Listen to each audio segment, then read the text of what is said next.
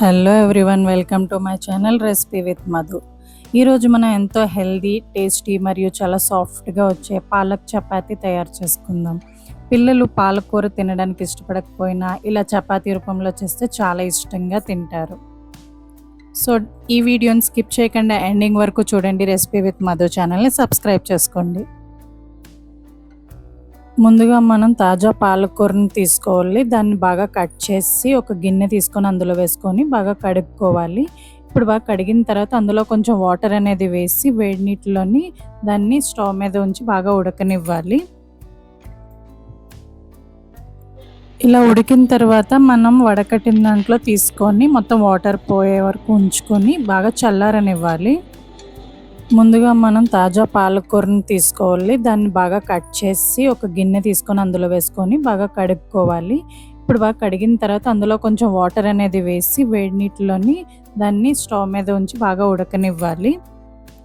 ఇలా ఉడికిన తర్వాత మనం వడకట్టిన దాంట్లో తీసుకొని మొత్తం వాటర్ పోయే వరకు ఉంచుకొని బాగా చల్లారనివ్వాలి. ఇప్పుడు మనం ఒక బౌల్ తీసుకొని అందులోకి గోధుమ పిండి, చపాతీ ముద్దకు కలుపుకోవడానికి గోధుమ పిండి కొంచెం అనేది తీసుకొని అందులో కొంచెం చిటికెడు సాల్ట్ అనేది యాడ్ చేసుకోవాలి. సాల్ట్ యాడ్ చేసుకున్న తర్వాత మనం ఆల్రెడీ ప్రిపేర్ చేసి ఉంచుకున్న పాలక్ పేస్ట్ని అందులో వేసుకోవాలి. అండ్ ఇక్కడ చిన్న ఆయిల్ అనేది కొంచెం అనేది యాడ్ చేసుకుంటే మనకి సాఫ్ట్గా వస్తాయండి చపాతీ కూడా. సో కొంచెం ఆయిల్ యాడ్ చేసుకొని మనం చేతితో పిండిని అయితే కలిపేసుకోవాలి. ఇలా చపాతీ ముద్దనైతే కలిపేసుకొని ఒక 1 అవర్ పాటు ఏదైనా బాక్స్లో పెట్టుకొని పక్కన పెట్టుకోండి. ఇలా మనం ఒక 1 అవర్ లేదా 20 నిమిషాలైనా సరే మనం బాక్స్లో పెట్టుకొని ఉంచుకోవడం వల్ల చపాతీలు అనేవి చాలా మెత్తగా వస్తాయి. ఇప్పుడు చపాతీలు చేసుకునేటప్పుడు మళ్ళీ చపాతీ ముద్దను తీసుకొని బాగా కలుపుకుంటే మనకి మెత్తగా అనేవి వస్తాయి చపాతీ అనేది. సో ఇప్పుడు చిన్న చిన్న ఉండల కింద చేసుకోవాలి చపాతీలని వత్తడానికి. సో ఇలాగా గోధుమ పిండి అనేది వేసుకొని ఒత్తుకుంటూ ఉండాలి. చిన్నది ఒత్తిన తర్వాత దానికి మనం ఆయిల్ అనేది ఇలా దీంతో అప్లై చేసుకొని మళ్ళీ మడత పెట్టి మళ్ళీ కొంచెం ఆయిల్ అనేది అప్లై చేసి ఇలా సమోసా టైప్లా మడత పెట్టుకోవాలి. ఎందుకు అంటే పొరల్లా వస్తాయండి ఇక్కడ చపాతీ అనేది. మన పిల్లలు కానీ పెద్దలు కానీ తినడానికి కూడా ఇష్టపడతారు అలా పొరల్లా వస్తాయి. అండ్ మెత్తగా కూడా ఉంటుంది చపాతీ అనేది.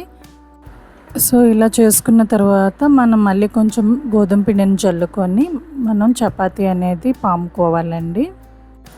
ఇలా అన్నీ మనం ఉండలు చుట్టుకున్నాం కదా, అవన్నీ కూడా ఇలానే చేసుకోవాలి.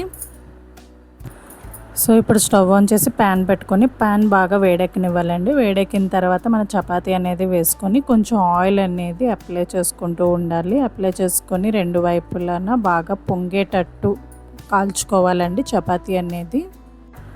చూసారు కదా చపాతీ అనేది ఎంత బాగా పొంగుతుందో అండ్ మెత్తగా కూడా వస్తుందండి. మనం పొరలుగా చేసుకున్నాం కాబట్టి బాగా పొంగుతుంది కూడా. అంతేనండి, పాలక్ చపాతీ అనేది రెడీ అయిపోయింది. మనం ఇప్పుడు దాన్ని ప్లేట్లోకి తీసేసుకోండి. అండ్ ఇక్కడ నేనైతే మసాలా బెండి కర్రీతోటి ఈ చపాతీ అనేది చేసుకున్నామండి. సో ఈ పాలక్ చపాతీ అనేది పెరుగు పచ్చడి, దాల్ లేదా మీకు ఇష్టమైన ఏ కర్రీతోనైనా తినచ్చు. పిల్లలకు కూడా చాలా మంచిది ఇది. అండ్ ఆరోగ్యానికి అవసరమైన ఐరన్, ఫైబర్, విటమిన్స్ అందించే ఈ రెసిపీని వారానికి ఒక్కసారైనా తప్పకుండా చేసి చూడండి. మీరు ఈ రెసిపీని ట్రై చేస్తే కామెంట్స్లో చెప్పండి మీ అభిప్రాయం. ఈ వీడియో కనుక మీకు నచ్చినట్టయితే లైక్ చేయండి అండ్ మీ కుటుంబ సభ్యులతో మరియు స్నేహితులతో షేర్ చేయండి.